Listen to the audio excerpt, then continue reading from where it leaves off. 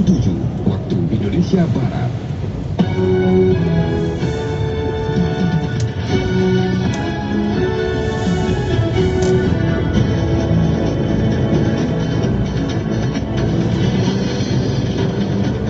Selamat pagi pendengar, dari lantai 7 Medan Merdeka Barat Padan 5 Jakarta. Inilah Radio Republik Indonesia dengan Warta Berita Pagi.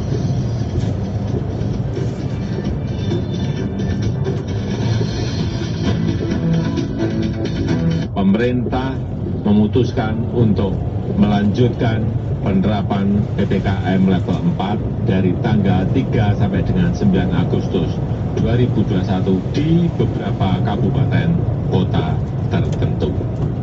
Betul kita tangkap, ya rekan-rekan sekalian, perlu digarisbawahi, kita tidak menangkap Ibu Heriwati, tapi kita mengundang untuk datang ke Polda untuk memberikan klarifikasi.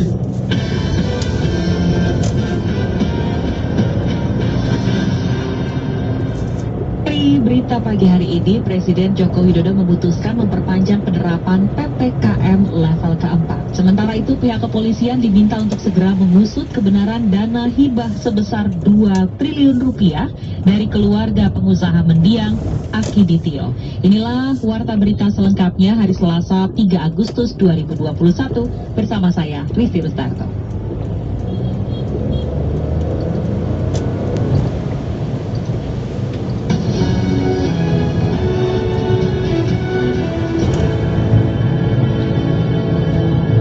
Mengawali warta berita pagi ini, kami sampaikan sekilas berita utama.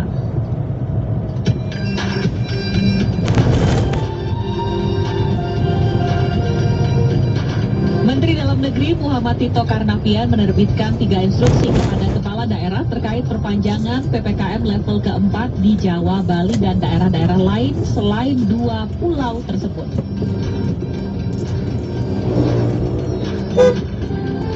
Pemerintah juga berencana membuka aktivitas ekonomi secara bertahap mulai September 2021 nanti. Pembukaan aktivitas ekonomi harus melewati sejumlah syarat setelah penerapan perpanjangan PPKM.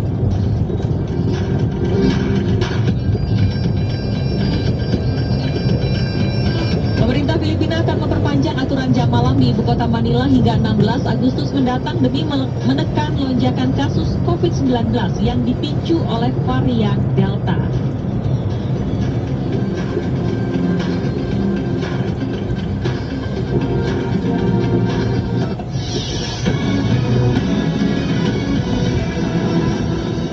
Presiden Joko Widodo memutuskan memperpanjang penerapan PPKM level 4 di beberapa kabupaten dan kota hingga 9 Agustus mendatang. Karenanya, Kepala Negara menginstruksikan agar penyaluran bantuan sosial untuk rakyat bisa semakin dipercepat guna mengurangi beban masyarakat. Informasi selengkapnya kita jumpai Pradipta Rahadi. COVID-19 adalah tantangan yang... Keputusan perpanjangan PPKM level 4 sudah disampaikan oleh Presiden Joko Widodo melalui keterangan pers dari Istana Kepresidenan Bogor tadi malam. Kepala negara mengatakan perpanjangan PPKM level 4 berdasarkan pertimbangan matang dengan memperhatikan berbagai indikator kasus beberapa waktu belakangan ini. Selain itu, PPKM level 4 periode 26 Juli hingga 2 Agustus kemarin berdampak positif karena berbuat perbaikan kasus harian dan persentase keterisian tempat tidur yang menurun bersamaan dengan tingkat kesembuhan yang naik. PPKM level 4 yang diberlakukan tanggal 26 Juli sampai dengan 2 Agustus kemarin telah membawa perbaikan di skala nasional dibandingkan sebelumnya. Baik dalam hal konfirmasi kasus harian, tingkat kasus aktif, tingkat kesembuhan, dan persentase bor. Oleh karena itu, dengan mempertimbangkan perkembangan beberapa indikator kasus pada minggu ini, pemerintah memutuskan untuk melanjutkan penerapan PPKM level 4 dari tanggal 3 sampai dengan 9 Agustus 2021 di beberapa kabupaten kota tertentu. Dengan penyesuaian pengaturan aktivitas dan mobilitas masyarakat sesuai kondisi masing-masing daerah. Dengan perpanjangan masa PPKM level 4 ini, Presiden Jokowi kemudian menginstruksikan agar penyaluran bantuan sosial untuk rakyat semakin dipercepat guna mengurangi beban masyarakat.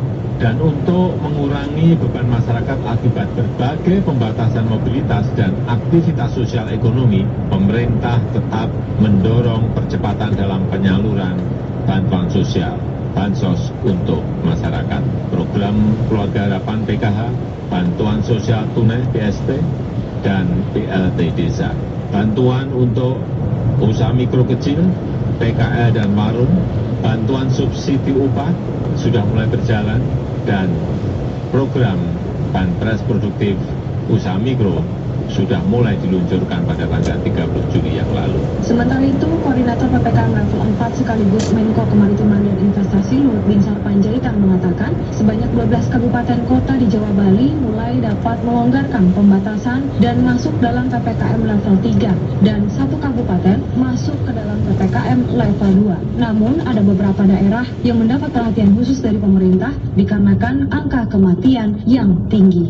Dalam penerapan PPKM level 4 dan 3 yang akan dilakukan pada tanggal 3 Agustus nanti, terdapat 12 kabupaten kota yang masuk ke level 3 dan satu kabupaten masuk level 2. Namun terdapat beberapa kabupaten kota yang akhirnya harus kembali level 4. Bukan karena peningkatan kasus, tetapi lebih kepada peningkatan kasus kematian. Pemerintah optimis kasus penyebaran COVID-19 dalam waktu 1 minggu ke depan akan semakin membaik dengan catatan PPKM level 4 tetap berjalan dengan baik. Meski demikian, masyarakat dan pemerintah tetap harus waspada terhadap varian Delta COVID-19 sehingga tidak boleh melonggarkan protokol kesehatan. Dari Jakarta, Pradipta Rahadi, Pro 3 RRI.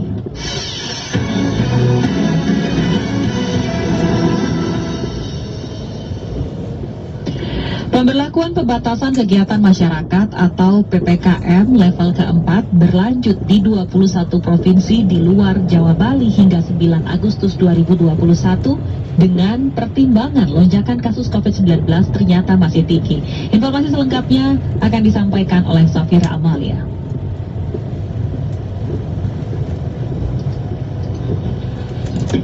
Di luar Jawa Bali ini ada 21 provinsi dan 45 kabupaten kota yang level 4 dan ini dilanjutkan. Kemudian Penerapan pemberlakuan pembatasan kegiatan masyarakat PPKM level 4 berlanjut di 21 provinsi di luar Jawa Bali hingga 9 Agustus 2021.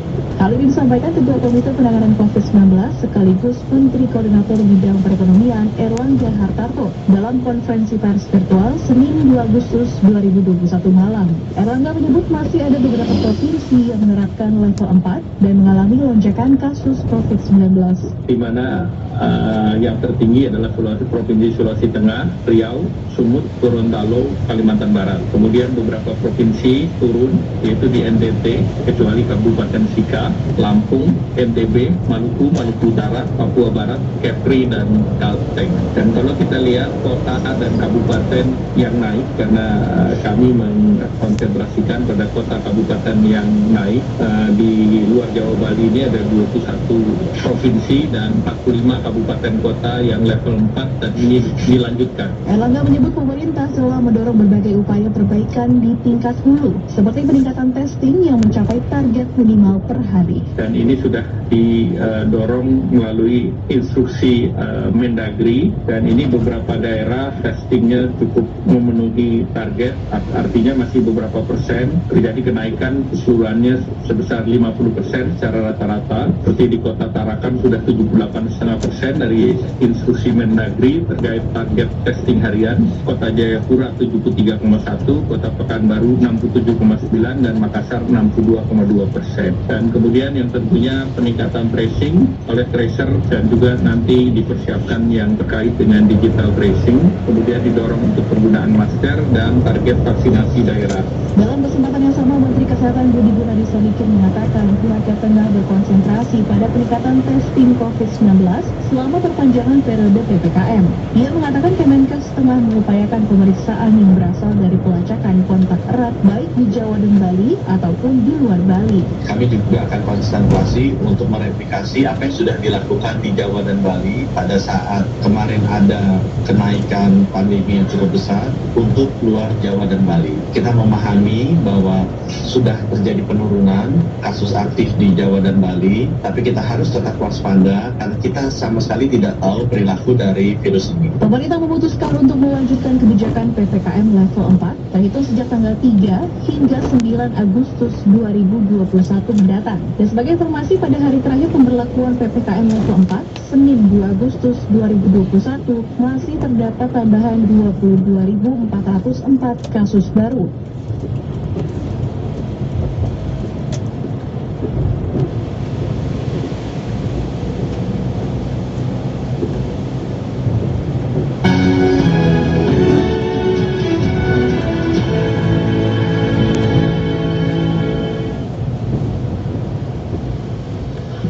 Kita beralih ke informasi dari Palembang yang saat ini sedang ramai dibicarakan pasca pemeriksaan Herianti, anak bungsu almarhum Aki Ditio, yang akan menyumbang bantuan COVID sebesar 2 triliun rupiah. Aparat kepolisian terpantau terus berjaga di kediamannya. Bagaimana informasi selengkapnya? Ada rekan kami Aditya Abrianto di sana.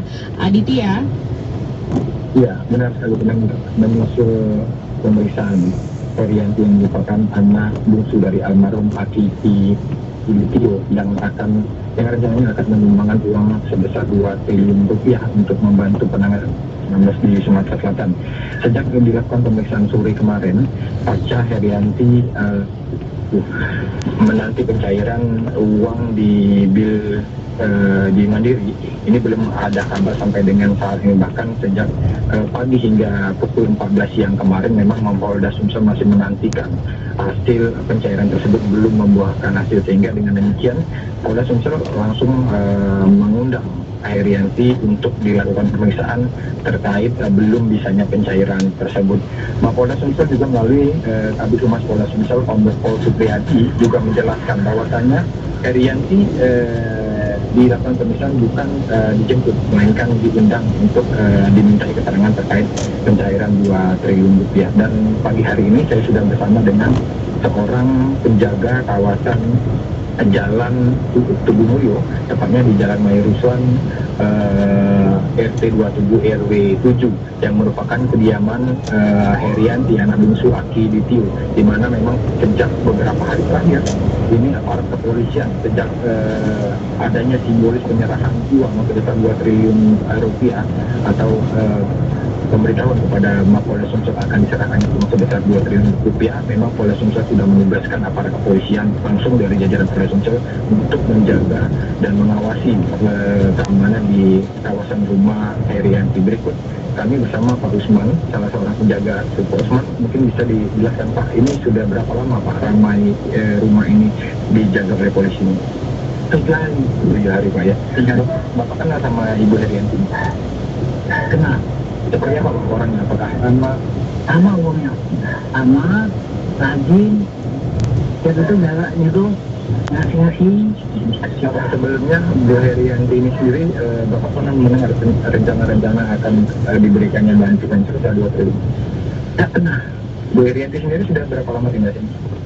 Sudah hampir, sudah 70 tahun. Bapak dari kemarin pemeriksaan dilakukan di Mapolda Sumsel. Bagaimana kondisi di rumah ini sejak pemeriksaan tadi malam? Apakah kami wartawan atau juga para kepolisian? Yang polisi Pak ya. Dan ini mereka setiap hari tidur di mobil Pak untuk menjaga rumahnya?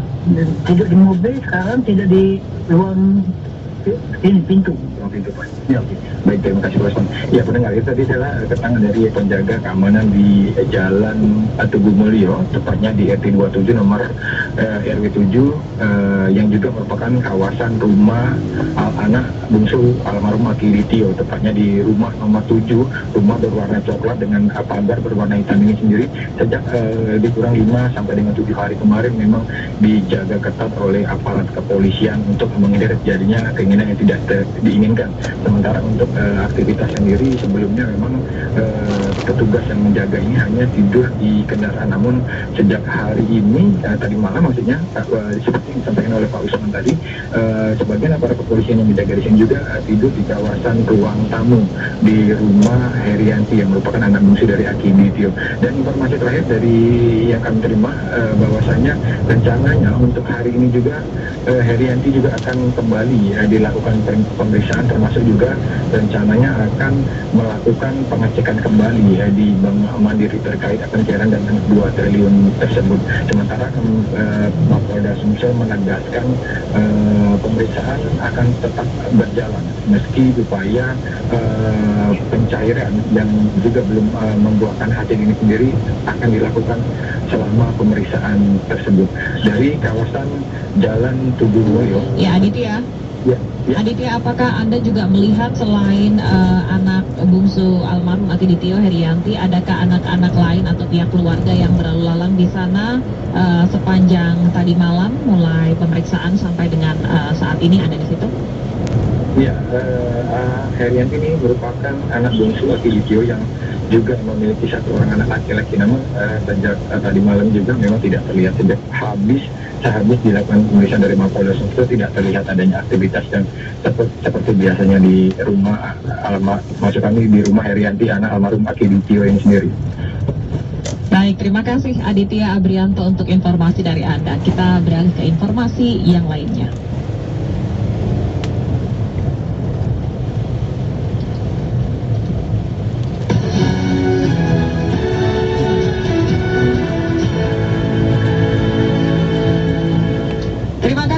Menyimak Warta Berita, produksi Pusat Pemberitaan Programa 3 Radio Republik Indonesia. Pendengar, pihak kepolisian diminta untuk segera mengusut kebenaran dana hibah sebesar 2 triliun rupiah dari keluarga pengusaha mendiang Aki Ditio yang diperuntukkan bagi penanganan COVID-19 di Sumatera Selatan.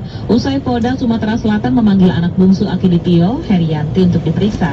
Informasi ini kami hadirkan di dalam sesi Laporan Khusus Pro 3 bersama Niar Abdul Tiloli. Laporan khusus. Laporan khusus. Laporan khusus.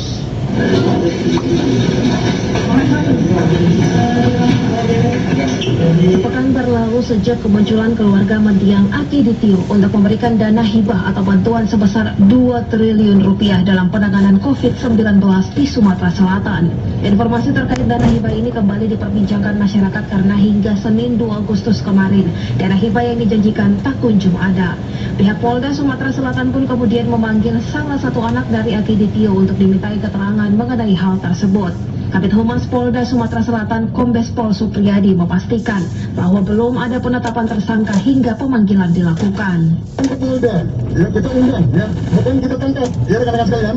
Perlu dikasih bawahi, kita tidak menangkap Ibu Herianti, tapi kita mengundang untuk datang ke Polda untuk memberikan klarifikasi terkait dengan rencana penyerahan dana uang 2T melalui Direktur.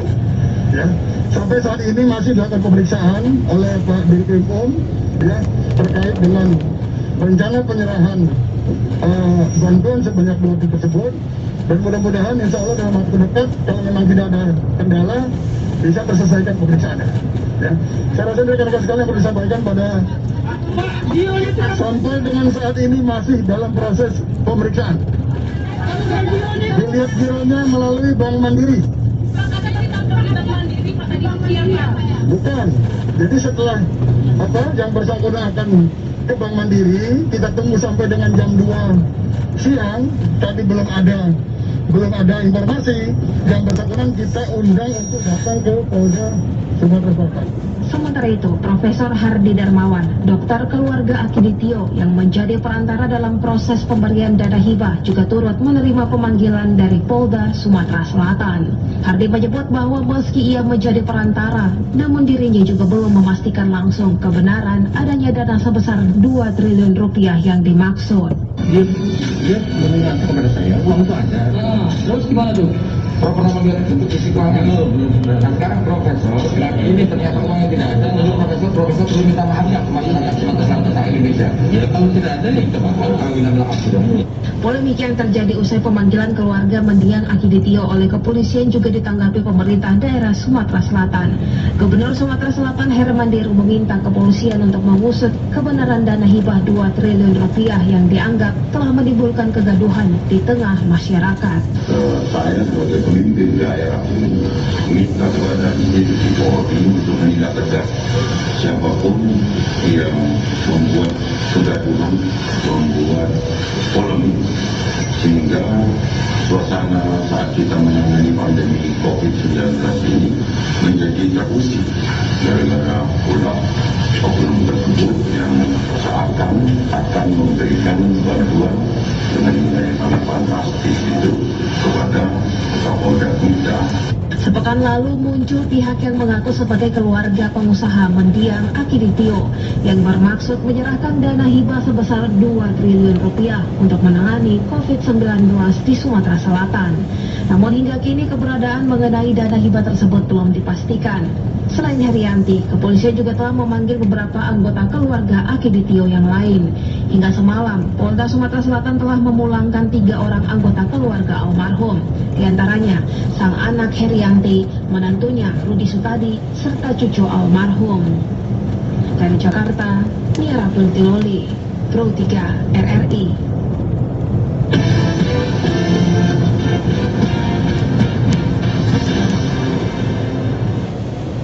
Terlepas dari kebenaran ada atau tidaknya dana hibah sebesar 2 triliun rupiah untuk penanganan pandemi COVID-19 di Sumatera Selatan, namun berita mengenai dana hibah ini menjadi harapan tersendiri bagi masyarakat yang terdampak ekonomi selama pandemi berlangsung. Berikut pendapat masyarakat mengenai polemik dana hibah 2 triliun rupiah dari keluarga mendiang Aki Ditio. Nova Palembang, kita berpikir ikhlas aja ya, siapa tahu memang ini benar ada, kita ikuti dulu perkembangannya ya, semoga saja memang ada 2 triliun itu, dan kita tentunya apa salahnya kita berdoa untuk yang baik ya, sehingga memang masyarakat kita terbantu dengan dana 2T itu di masa pandemi ini. Saya Bambang dari Palembang, ya sebagai warga Sumsel saya berharap bantuan 2 triliun dari keluarga Aki Ditio itu memang benar-benar ada, apalagi sekarang masa pandemi banyak warga yang susah, jadi memang tepat sekali bantuan tersebut dan semoga ini yang dipercaya untuk menyalurkan bantuan itu bisa benar-benar amanah. Saya Ahmad, warga Pasar Minggu Jakarta Selatan. Menurut saya seharusnya tuh di awal sebelum informasi ini dipublikasikan ke masyarakat, seharusnya tuh dipastikan dulu keberadaan dananya gitu, agar kemudian hari itu tidak terjadi seperti saat ini.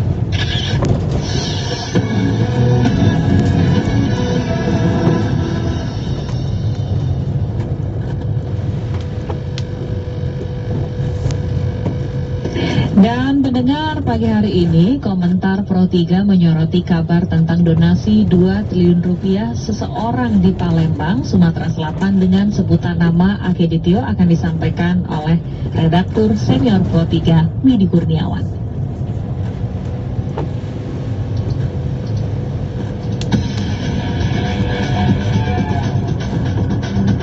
Editorial Pro 3.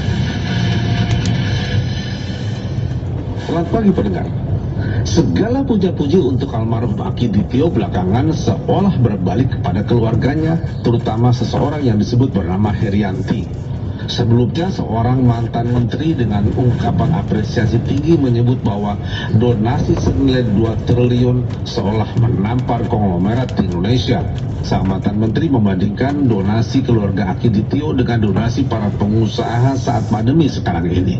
Sementara seorang aktivis media sosial membandingkan donasi 2 triliun itu dengan donasi Palestina yang dihimpun di masjid-masjid. Sementara usulan dan masukan banyak pihak soal bagaimana mengalokasikan donasi sebesar 2 triliun itu juga bermacam-macam. Ada yang untuk tenaga kesehatan, ada yang untuk rumah sakit, bahkan disebut ada yang usul untuk bikin masjid. Perdebatan pun ramai di media sosial. Sayangnya, usulan itu belum dapat direalisasikan karena ternyata sampai kemarin tidak ada uang cair sebesar 2 triliun rupiah. Adalah mantan Menteri Hukum dan Hak Asasi Manusia Habib Awaludin yang sempat menyoal validasi angka 2 triliun. Sementara secara simbolis angka donasi dengan gambar wajah almarhum Akiditio sudah diserahkan oleh keluarga almarhum kepada Kapolda Sumatera Selatan dan Gubernur Sumatera Selatan. Pada kenyataannya kemudian sampai kemarin donasi itu memang belum cair. Politisi Partai Gerindra Fadlizon menyebut bila realisasi donasi tersebut tidak cair maka dapat dikenakan sanksi pidana. Polda Sumsel sendiri seperti disampaikan Direktur Intelkam Kombes Ratno Kuncoro memastikan bahwa donasi 2 triliun itu ternyata adalah hoax. Ini kisah menarik, setidaknya tidak sampai di sini sebab masyarakat ingin tahu juga apa sebenarnya motif dari rencana donasi 2 triliun yang ternyata hoax. Kita ingin tahu dan tunggu kabar selanjutnya. Demikian komentar. Selamat.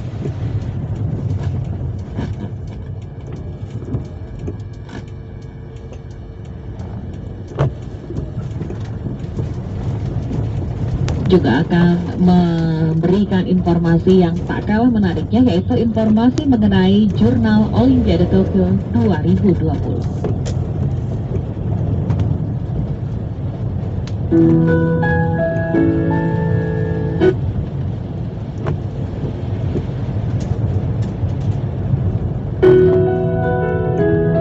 Jurnal Olimpiade Tokyo 2020.